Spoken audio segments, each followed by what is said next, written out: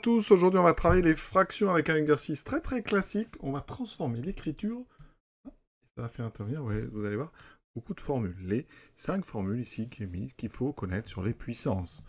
Donc on doit exprimer le nombre A sous forme d'un produit de puissance de 2 et de puissance de 3. Le nombre A, vous avez 8 au cube. Il y a ce 8 ici. Ce 8, eh bien on va l'écrire en essayant de le transformer avec des 2 et des 3. Donc en factorisant 8, 8 ça s'écrit comment ?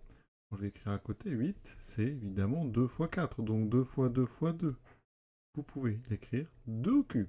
Donc ici, à la place de 8, eh bien, je vais mettre 2 exposant 3. Ensuite, on a ce 9 ici, qui est pour l'instant à la puissance moins 3.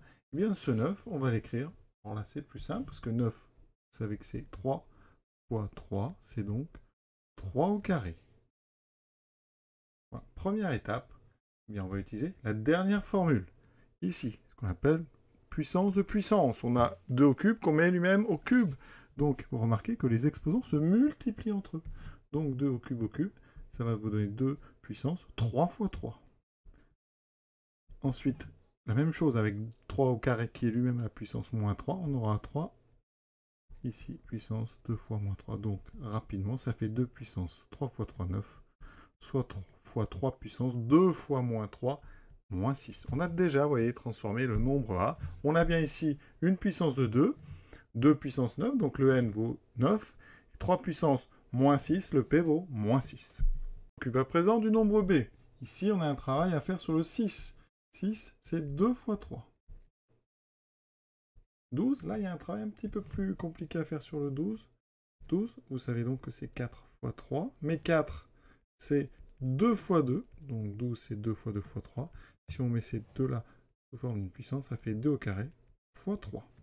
Donc ici, entre parenthèses, on va avoir donc 2 au carré fois 3 à la puissance moins 2. Maintenant, on va utiliser une autre formule, celle qui est juste au-dessus. Quand on met un produit à la puissance n, chaque facteur est à la puissance n. Donc ici, bien si on applique ça, 2 fois 3, le tout au cube, ça va donner 2 au cube fois 3 au cube. Ensuite, ma deuxième parenthèse, la même propriété, on aura donc 2 au carré à la puissance moins 2 fois 3 à la puissance moins 2. Et ici, on va réutiliser la propriété que j'ai surlignée en jaune. J'obtiens 2 au cube fois 3 au cube fois, alors ici 2 puissance 2 fois moins 2. Je vais vraiment doucement, je détaille tout. Fois 3 puissance moins 2. Ensuite, je vais enlever donc cette multiplication, donc j'ai 2 au cube. Alors je vais mettre les puissances de 2 à côté. On peut changer l'ordre dans les multiplications. Ça fait 2 puissance 2 fois moins 2 moins 4, fois 3 au cube, fois 3 puissance moins 2. Presque arrivé, à présent il reste une propriété à utiliser. La première, quand on a un nombre à des puissances différentes qui se multiplient, les exposants s'ajoutent.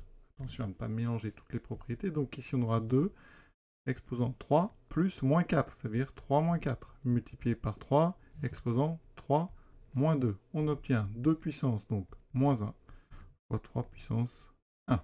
Alors 3 puissance 1, si on veut, on peut écrire tout simplement 3.